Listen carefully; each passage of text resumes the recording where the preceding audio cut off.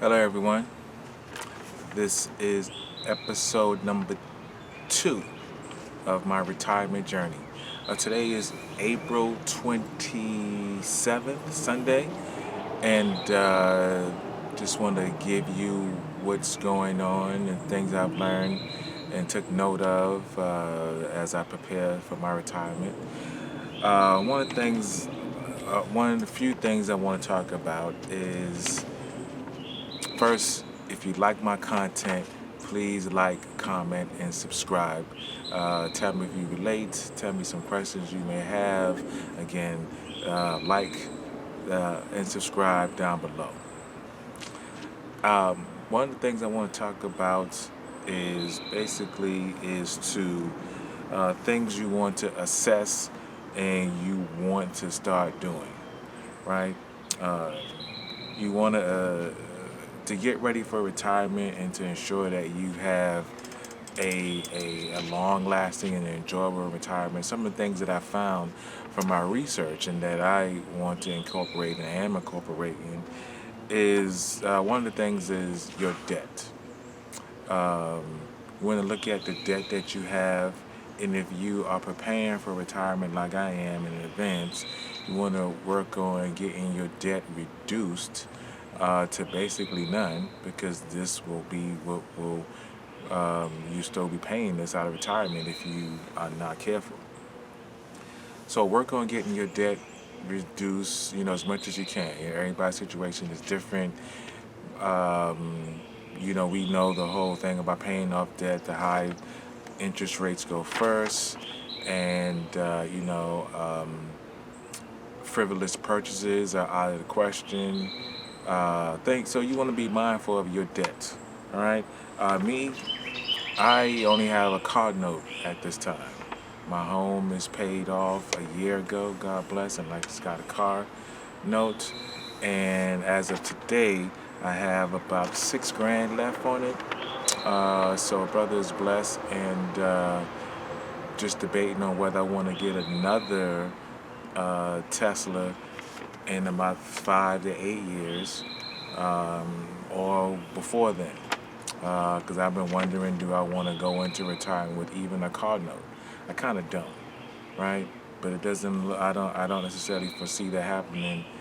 Um, if I want to get another car, because right now Teslas are in the 40s, and the used ones are in the high 30s for what I want. But again, assess your debt. Credit card debts, revolving, car notes, any debt you have, just assess that and work towards getting that. And so me, that's all that I have. You want to look at your health. Um, from the things that I researched, a lot of things that I'm hearing from people who've already done similar retirement videos, and usually after retirement, is your health. Um, you want to work on focusing on your health beforehand, so that you can have an enjoyable retirement and get into some routines. You want to get into some. You want to get your health stronger. You want to do exercise that increase mobility. You want to develop habits, develop healthy eating habits. Me, I still am. I still play basketball, LA Fitness, and pick up on Kenwood Park. Not as much, not as much, but I still do. I still do. I go to the gym at least twice a week, and try to do or either do things in the house. I'm definitely conscious about my eating habits and conscious about my exercise routines. Some days I take some a week off, and some days I'm at it 3, 4 times a week. But that's one thing to say. You want to get your health and your eating habits, your exercise routine, because when you get into retirement, from what I've been taking note of and what I've been hearing, is that you want to take note of your health, so your health doesn't start failing while you're in retirement.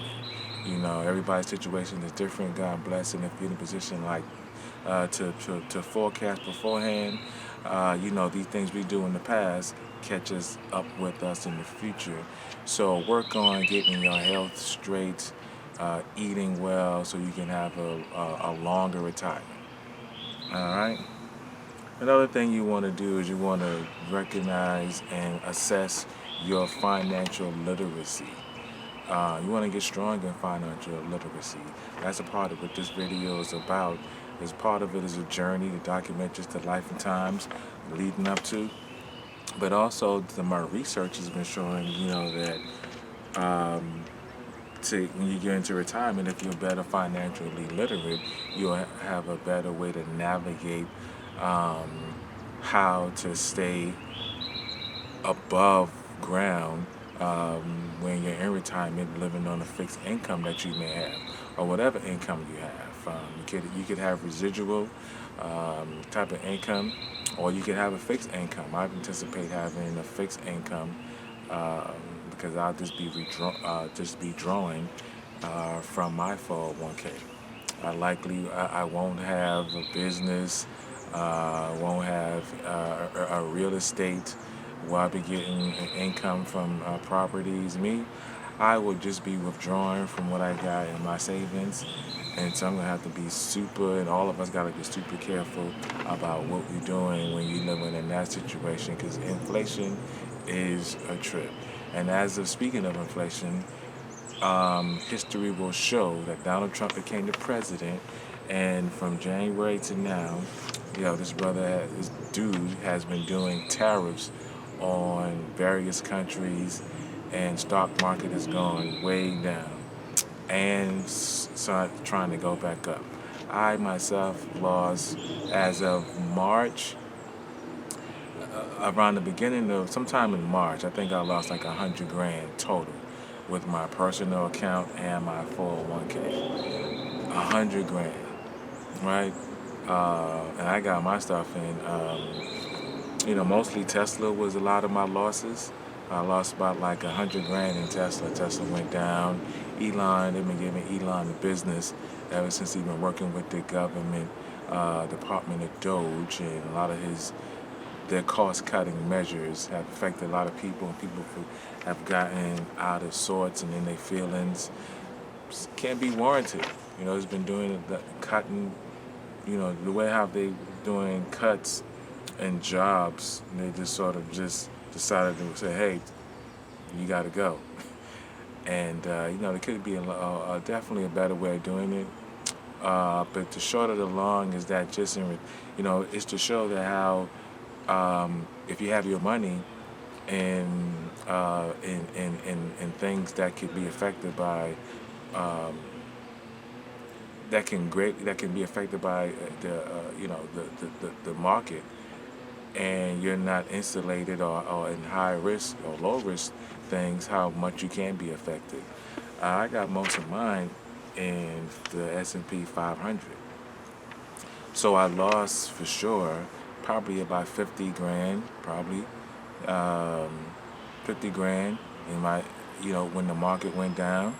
Uh, but then Tesla, I'm heavily invested in Tesla in my personal account, and so I lost about 100 grand.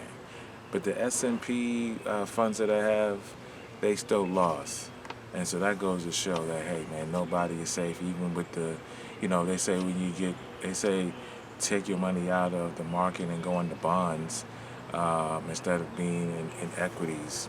This is a time to think about that, because I am not in bonds. I'm only in equity, the S&P 500 total market, and also got with mid cap and Tesla. So I took a big hit, but since I'm not withdrawing any money, I'm just waiting it out, and still buying, as they would say. I'm always be buying, dollar cost averaging. Okay, back to your financial literacy, right?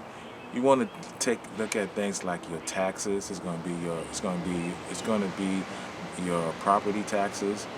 I'm still going to have a property tax, even though I own my property. I won't get any relief for that until I'm 65, and so I'll be paying on my property taxes for a good while, and that's going to have to be added into my um, on my retirement, um, the amount that I take out to live off, right? To have amount for that, and I'll still be trying to what's the word dispute so I can get a relief on the amount that they charge me because it seemed like that's the only thing I can do, and it has been working, right? But financial literacy, learn about anything you can learn. Watch a lot of financial news, read books to gain financial literacy so you can make better decisions. Because the wrong decision on a purchase or something of that nature can set us back. And I'm just trying to not do that and not get taken to the cleans by repairs or contractors who come to do repairs here. All right. So another thing that I learned that I want to share with everyone that I found out that's kind of very important. This is once you're in retirement, and this is something called retirement drift. I heard the term coined by another YouTuber who is in retirement, him and his wife. And what he said was just that once you retire, you can easily get into retirement drift, just drifting along without any plans, without any goals, without any routines, without any care of the world. And this one right here spoke to me because I'm just looking to just not do anything. I'm so tired of the commute that I have, not getting a lot of sleep, um, just just the amount of work. I'm just like looking forward not to do anything. And I found this video that really cautioned me as a cautionary tale that not doing anything is the worst thing. And I know I may have mentioned that, but he put it into perspective is that you want to have a routine down. You want to have a routine of getting up in the morning, some type of scheduled routine that you do even in retirement. And that routine could be exercising, something that you do, right? I likely will commit to having a routine where I exercise at least 3, 4 times a day. I mean, 3, 4 times a week. Getting up at the same time. Hey, that's what the guy said. Uh, I do it now for work, but for my personal, when I'm not working, hey, this is what has been recommended to have a routine that you live by. You order your days by a routine, uh, and you also have a passion. You find something that you're passionate about that you can focus on, that you can put your energy to while you're in retirement. Um, I will likely probably want to do turn some of my spoken word poems into videos to video form. I always wanted to do that. Maybe I shouldn't wait 5 years, 6 years to do that, but it's definitely a passion that I want to work on. Um, my health. I want to stay good. I want to stay in shape. I want to stay decent. Um, um, Writing in my diary, right? I'll probably continue doing these videos um, as I go in and document it, and hopefully they can help somebody. Um, and one point that the guy mentioned is like, um, you know, having an identity in retirement. Like who am I? You know, having an identity. My identity. What is my identity? You know, um, I like to be a teacher. At this current time, I'm a brother, and that's really all I am, right? Don't really have much friends here, um, but having to meet to find an identity, um, and I got confidence in myself. I work on growing myself in various ways and becoming a whole person. And so, but that's one thing that it mentioned, right? Having an identity. Like, is my identity currently right now is I work at the company that I work at, and I don't even know if you can say that's my identity. That takes up a lot of my time because that's what I do. But, some people's identity can be what their job was, what their old career was. And when you're retired, you're not going to be in that field of work anymore. And you got to have a new identity. And, my identity probably will be as an artist, or learning to get better, or either be a uncle to my nephew and nieces, be somebody who can inspire them and give them information. But as a person, I just probably will resort to being an artist. That's what I believe. Not really sure, but I have more time for sure. You know, and have a community, right? Having a community of people people who are similar when you're in retirement. Um, Having a community of, that's something that I probably will will work towards and strive towards building a community once I'm in that space. Um, you know, it's weird to look that forward ahead, but it's some things to look out for. You know, and right now my community is really small. And but I'll be working toward finding like-minded people or similar energies to sustain, so I'm not in drift, right? Because this world is, we need people, and people help us get through things. And having a community to keep you energized, to keep you engaged, and keep your mind strong and focused. I think these are all things to avoid what they call retirement drift, and just be, drifting along. You know, but that's all that I have for this episode. Again, this is April 27th. And that's where we are for our retirement journey. I'll give you another episode before the year is out. Again, like, comment, and subscribe. And to each and every one of you, God bless. Peace.